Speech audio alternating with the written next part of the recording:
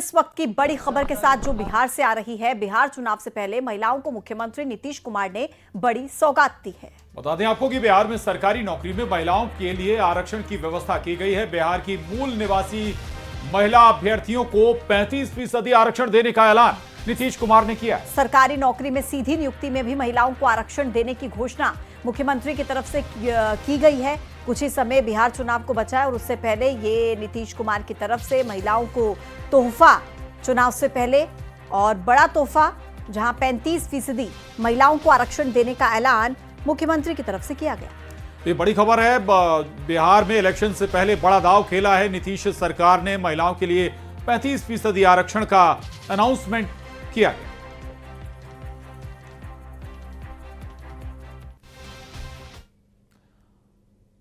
और महाराष्ट्र में मराठी बनाम हिंदी पर महाभारत जारी है। महाराष्ट्र में भाषा विवाद का मुद्दा और गर्माता जा रहा है। ठाणे जिले के मीरा रोड इलाके में एमएनएस के कार्यकर्ता प्रदर्शन करते नजर आए। गैर मराठी व्यापारियों के मोर्चे के विरोध में एमएनएस के कार्यकर्ताओं ने मोर्चा निकाला। और कुछ दिनों पहले पार्टी कार्यकर्ताओं ने एक फूड स्टॉल मालिक की पिटाई कर दी थी। इसके विरोध में व्यापारी संगठनों ने विरोध प्रदर्शन किया था। अब इसके जवाब में एमएनएस के कार्यकर्ताओं ने एक रैली निकाली है। एमएनएस के कार्यकर्ताओं ने पुलिस के साथ झड़प की, जिसके बाद पुलिस ने प्रदर्शन कर रहे कुछ कार्यकर्ताओं को हिरासत में ले लिया। पुलिस ने कहा कि उन्होंने इस रूट पर प्रदर्शन की इजाजत नहीं दी थी। महाराष्ट्र में चल रहे मराठी भाषा विवाद को लेकर राज्य और देश की राजनीति गर्म हो गई। एमएनएस कार्यकर्ता पुलिस पर बर्बरता का आरोप लगा रहे हैं। एमएनएस के प्रदर्शन पर महाराष्ट्र के मुख्यमंत्री देवेंद्र फडणवीस ने भी बयान दिया है। उन्होंने कहा कि एमएनएस ने पुलिस के प्रदर्शन के लिए परमिशन नहीं दी थी, इसलिए पुलिस को एक्शन लेना पड़ा। तो 3 तस्वीरें आपके सामने हैं एमएनएस के प्रदर्शन की और किस तरीके से कार्यकर्ताओं को हिरासत में लिया गया और पुलिस ने किस तरीके से एक्शन लिया। देखिए, मुझे ऐसा लगता है कि मैं महाराष्ट्र के मिजाज को जानता हूं। महाराष्ट्र का मिजाज ऐसा है कि इस प्रकार के प्रयोग यहां चलेंगे नहीं। जो मराठी आदमी है वो बड़े दिल का है, क्योंकि भारत पर जब आक्रमण हुआ तो मराठी आदमी ने केवल महाराष्ट्र का विचार नहीं किया, पूरे भारत का विचार किया। इसलिए मराठी आदमी कभी छोटा सोच नहीं सकता, कभी संकुचित सोच नहीं सकता। इसलिए कोई प्रयोग करने की कोशिश भी करे तो नहीं हो पाएगा। तो महाराष्ट्र में भाषा विवाद की नई चिंगारी भड़क उठी है। एक तरफ तो निशिकांत दुबे हैं जो राज ठाकरे को चुनौती दे रहे हैं। वहीं महाराष्ट्र सरकार में मंत्री आशीष सिलार बिना नाम लिए निशिकांत दुबे को टारगेट कर रहे हैं और कहा कि मराठियों के ऊपर बोलने का किसी को हक नहीं।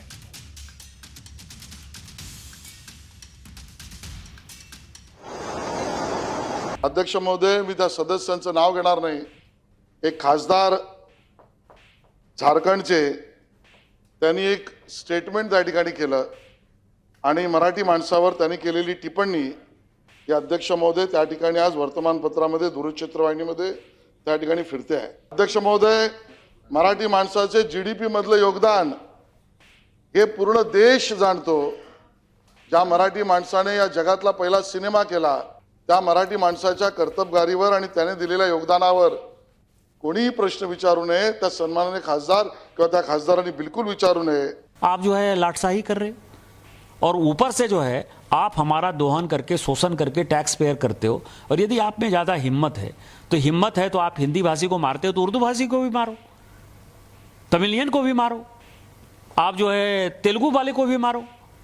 आप जो इस तरह की घटिया हरकत कर रहे हो, और मैंने हमेशा कहा है कि जब अपने घर में हो, महाराष्ट्र में हो, यदि बहुत बड़े बॉस हो तो चलो बिहार, चलो उत्तर प्रदेश, चलो तमिलनाडु, तुमको पटक पटक के मारेंगे। ये अनार्की जो है नहीं चले।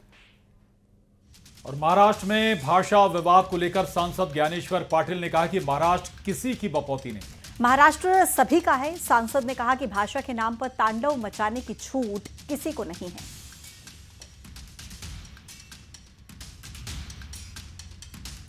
में जो कुछ तथाकथित नेता लोग वहां पे जो हरकत कर रहे हैं, ये बहुत ही निंदनीय है।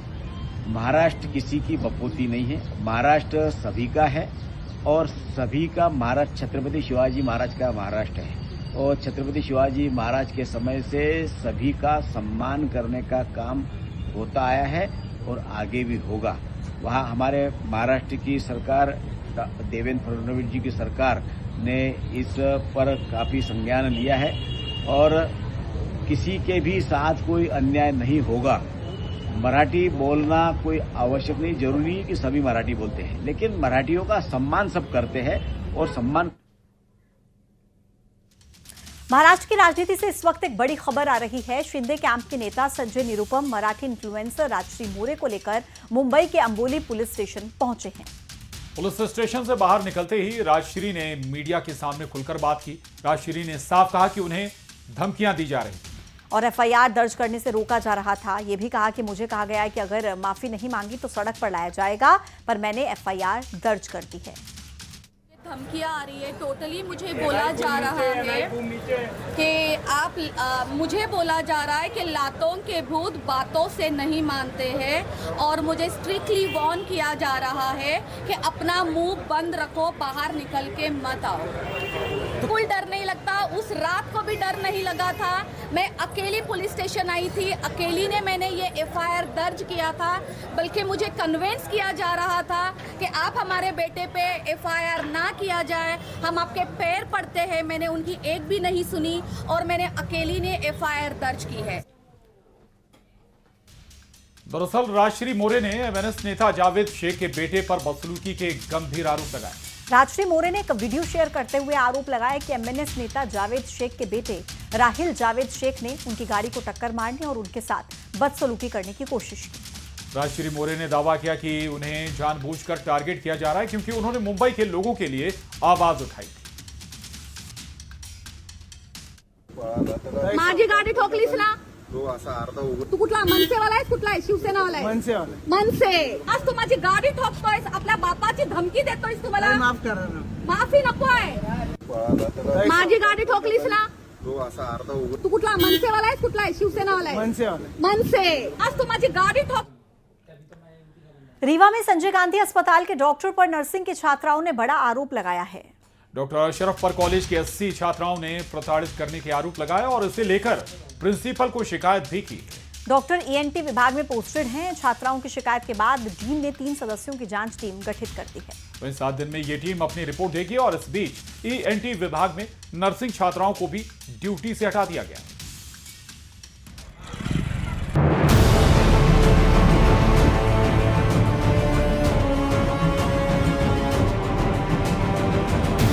रीवा में संजय गांधी अस्पताल के डॉक्टर पर नर्सिंग की छात्राओं ने बड़ा आरोप लगाया है। डॉक्टर अशरफ पर कॉलेज की छात्राओं ने प्रताड़ित करने के आरोप लगाए हैं।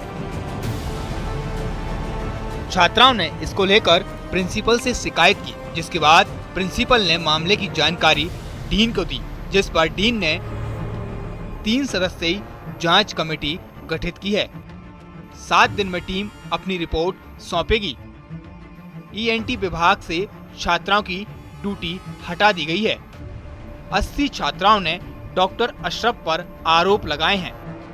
रिपोर्ट के आधार पर आगे की कार्रवाई की जाएगी। नर्सिंग छात्राओं की ड्यूटी हटाए जाने से